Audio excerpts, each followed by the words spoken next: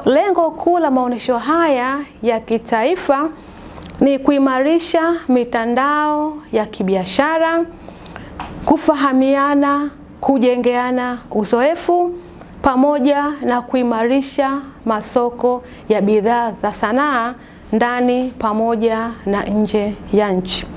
Wadau watakaoshiriki katika maonesho haya ni wasanii na wabunifu kutoka maeneo ya filamu, muziki, sanaa za maonesho, lugha na fasihi pamoja na sanaa ya ufundi.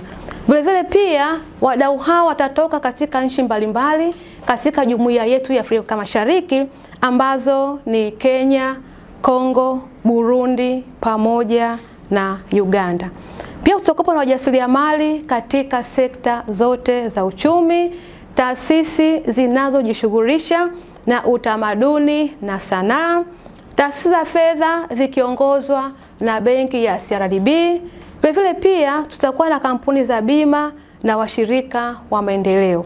Ndani ya benki ya CRDB tumeweka mifumo na taratibu nzuri za kuhakikisha kwamba zile shughuli wanazozifanya zinaweza kufanyika vizuri kupitia mitandao ya kibenki. CRDB Bank tunajisikia fahari kubwa sana kushiriki katika haya maonyesho, na tutakuwepo kuanzia mwanzo mpaka mwisho kama mkurugenzi alivyoongelea, na tunawakaribisha sana wasanii waje waone huduma za benki ya CRDB, lakini tuko nao kwa ajili ya kuwawezesha. Tupo hapa kwa ajili ya kuwaomba wadau wetu wote, watu wa filamu, watu wa muziki, watu wa sanaa za maonyesho, watu wa sanaa za ufundi na wananchi mbalimbali wajitokeze siku hiyo. Kwa lengo ni kwamba matamasha haya yanajenga kwanza watu uwezo. Kuna empowerment kubwa, kuna building pale capacity, lakini pia kuna business inafanyika. Tumeona mataifa mengi makubwa yatakuwepo hapa East Africa, yametajwa. Maana yake tukiwa pale moja kwa moja tunatengeneza network, tunatengeneza connection ambazo zinatusaidia kuweza kusogea mbele zaidi. Lakini kutakuwa na taasisi pale ambazo taasisi hizi zitakuwa zinatoa huduma za kiafya, lakini pia zinajengea uwezo na urekebishaji wa watu. Kwa hiyo mimi niwaombe wadau wote wajitokeze kuanzia tarehe 26 mpaka tarehe 30. Uzuri wake ni bure, hakuna kiingilio cha aina yoyote. Kwa hiyo nipo hapa kwa niaba ya Shirikisho la Filamu Tanzania, lakini mashirikisho mengine yajitokeze na wadau mbalimbali ili tuweze kufanya jambo hili, na kama vitu tulivyokubaliana, hiyo ni jambo la kimkakati kwa sababu hili ndio mwanzo, lakini tunaendelea na matamasha mengi.